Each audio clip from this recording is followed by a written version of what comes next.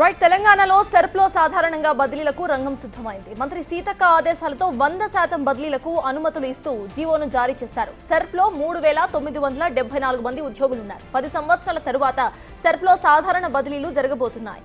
గత 10 సంవత్సరాలుగా అసంతృప్తిగా ఉన్న ఉద్యోగులు విజ్ఞప్తితో ఇటు ప్రభుత్వం బదిలీలకు ఆమోదం అయితే తెలిపింది. చాలా మంది సిబ్బంది ఒకే చోట పాతుకుపోయి ఉండటంతో పనుల్లో వేగం పెంచేందుకు బదిలీ చేపట్టాలని ప్రభుత్వం నిర్ణయించింది. ప్రజా ప్రభుత్వంలో సెర్ప్ ఆధ్వర్యంలో ఇందిరా మహిళా శక్తి పాలసీ అమలు చేస్తున్నారు. ఇక మహిళా సంఘాలను స్వయం ఉపాధి నుంచి ఉపాధి కల్పన, సంపద దృష్టి దిశగా ప్రభుత్వం చర్యలు తీసుకుంది. అందుకు ఈ బదిలీలు ఉపయోగపడతాయని ప్రభుత్వం భావిస్తోంది.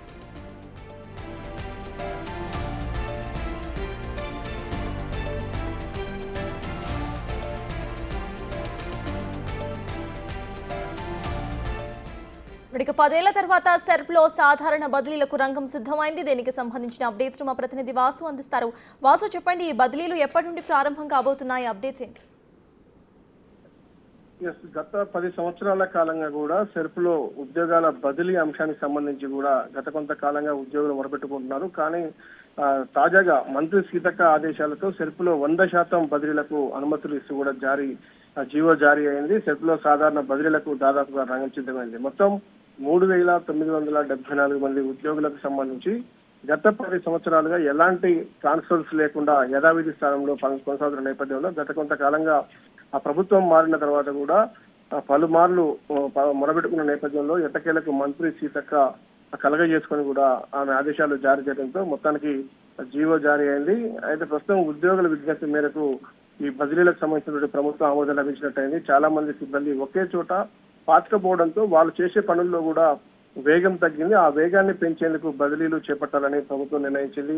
ఇక ప్రజా ప్రభుత్వంలో సెర్ప్ ఆధ్వర్యంలో కూడా ఇందిరా మహిళా శక్తికి సంబంధించినటువంటి పాలసీ ముందుకు తీసుకెళ్లే అంశానికి సంబంధించి కూడా ఈ యొక్క ట్రాన్స్ఫర్లు ఉపయోగపడబోతున్నాయి. అయితే మహిళా సంఘాలకు స్వయం ఉపాధి నుంచి ఉపాధి కల్పన, సంపద సృష్టి దశలో భాగంగా తీర్చిదిద్దేందుకు ప్రభుత్వం ఇప్పటికే ప్రయత్నాలు చేస్తా ఉంది. దీనికి సంబంధించి ఇప్పటికే మహిళలకు బస్సులు కావచ్చు, పెట్రోల్ బంకుల కల్పనకు సంబంధించినటువంటి స్వయం ఉపాధి అవకాశాలను తెలంగాణ కాంగ్రెస్ ప్రభుత్వం కల్పిస్తూ వస్తుంది. ఈ నేపథ్యంలో సెర్ప్ ఉద్యోగులు బదిలీ అయిన నేపథ్యంలో కూడా ఈ పనులన్నీ ప్రభుత్వం ఇప్పుడు ఏదైతే మహిళా శక్తి పేరుతో కూడా కొత్త పాలసీని తీసుకొచ్చిందో ఆ పాలసీ ముందుకు వెళ్లాలంటే ఖచ్చితంగా సెర్ప్ లో ఉద్యోగాల బదిలీ కావాలని కూడా భావించింది. ఈ నేపథ్యంలోనే బదిలీకి జీవో జారీ అయింది. ఈ ప్రక్రియ వేగవంతం కోసం బదిలీలు ఉపయోగపడతాయని ప్రభుత్వం భావిస్తోంది. ఈ నేపథ్యంలో అనాది కాలంగా గత 10 సంవత్సరాలుగా పెండింగ్ లో ఉన్నటువంటి సెర్ప్ ఉద్యోగుల బదిలీలకు ఎట్టకేలకు రంగం సిద్ధమైంది.